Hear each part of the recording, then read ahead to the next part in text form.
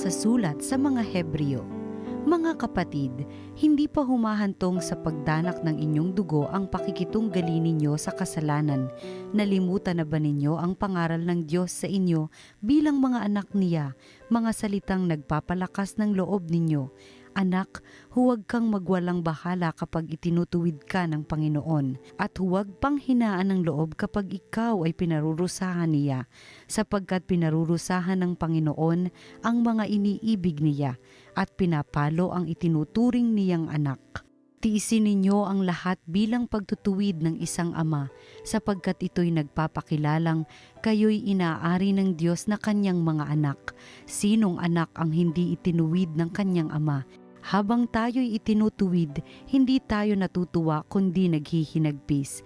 Ngunit pagkaraan niyon, lalasap tayo ng kapayapaang bunga ng matuwid na pamumuhay. Kaya't palakasin ninyo ang inyong lupaypay na katawan at tipunin ang nalalabi pang lakas. Lumakad kayo sa daang matuwid upang hindi tuluyang mapilay, kundi gumaling ang paang nalinsad.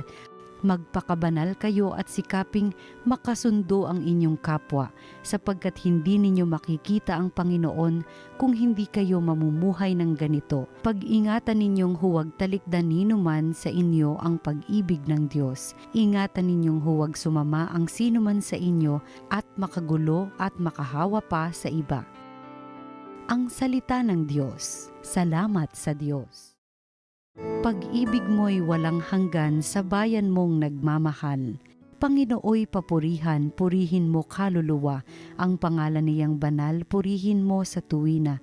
Ikaw aking kaluluwa, ang Diyos ay papurihan, at huwag mong lilimutin yaong kanyang kabutihan. Pag-ibig mo'y walang hanggan sa bayan mong nagmamahal. Kung paano nahahabag ang ama sa anak niya, gayon siya nahahabag sa may takot sa kanya. Alam niya na alabok yaong ating pinagmulan, alam niyang babalik din sa alabok kung mamatay. Pag-ibig mo'y walang hanggan sa bayan mong nagmamahal. Ngunit ang pag-ibig ng Diyos ay tunay na walang hanggan. Sa sino man sa Kanya'y may takot at pagmamahal. Ang matuwid niyang gawa ay wala ring katapusan. Yaong magtatamo nito'y ang tapat sa Kanyang tipan. Pag-ibig mo'y walang hanggan sa bayan mong nagmamahal. Ang mabuting balita ng Panginoon ayon kay San Marcos.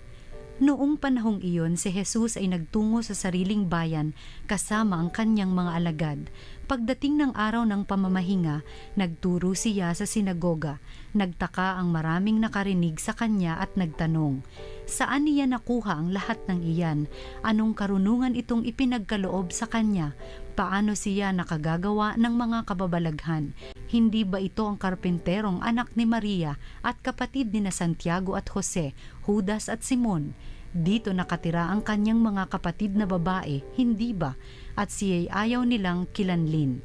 Kaya't sinabi ni Jesus sa kanila, "Ang propeta'y iginagalang ng lahat, liban lamang ng kanyang mga kababayan, mga kamag-anak at mga kasambahay. Hindi siya nakagawa ng anumang kababalaghan doon, maliban sa pagpapatong ng kanyang kamay sa ilang may sakit upang pagalingin ang mga ito." Nagtaka siya sapagkat hindi sila sumampalataya, at nilibot ni Jesus ang mga nayon sa paligid upang magturo. Ang mabuting balita ng Panginoon. Pinupuri ka namin, Panginoong Hesukristo.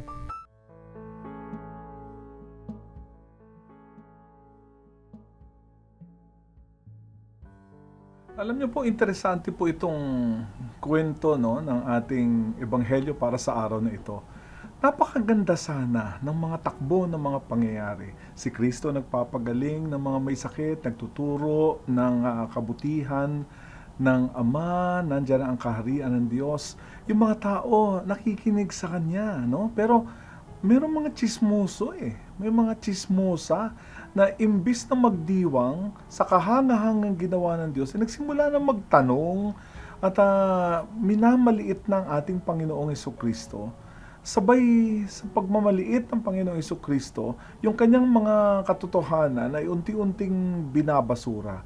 Alam niyo po, iyan po talaga, toxic po talaga ang epekto ng mga taong maninira, no? At saka yung pagsasabuhay, no, ng mga kasinungalingan, umiiral po yan sa lahat ng mga pangyayari, no, sa buhay ng tao.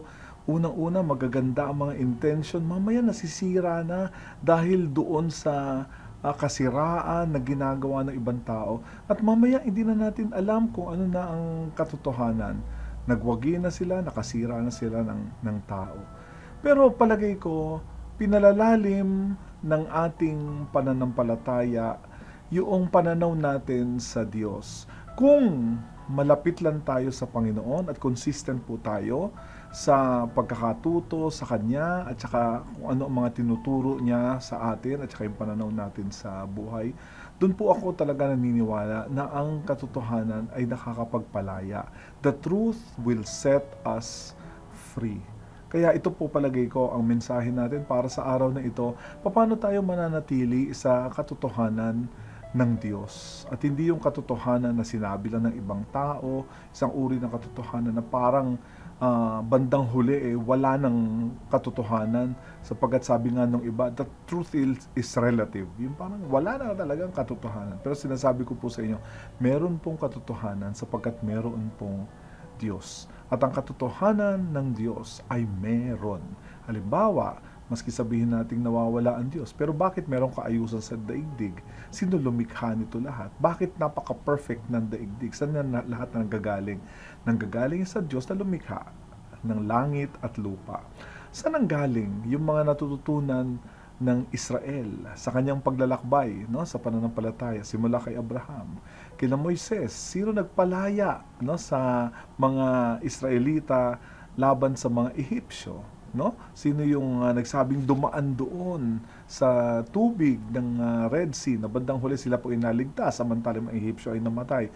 Kaya mapapangangan na lang talaga ang tao kahit hindi sila naniwala kung may Diyos man o wala, sino nagligtas sa kanila at sino ang nagbuo sa kanila bilang bayang Israel na nagbigay ng batas sa kanila na sundin ninyo ang batas na ito at kayo ay mabubuhay, huwag niyong sundin, kayo ay mamamatay. Diyos. Ang batas at katotohanan ng Diyos ay nakakapagpadala po sa atin sa katotohanan, no? At tamang pakikipag-ugnayan, respeto sa ating mga magulang, no? Katapatan sa mga mag-asawa, wala pong nakawan. Lahat po 'yan ay batas ng Diyos nagdadala sa atin sa kaayusan.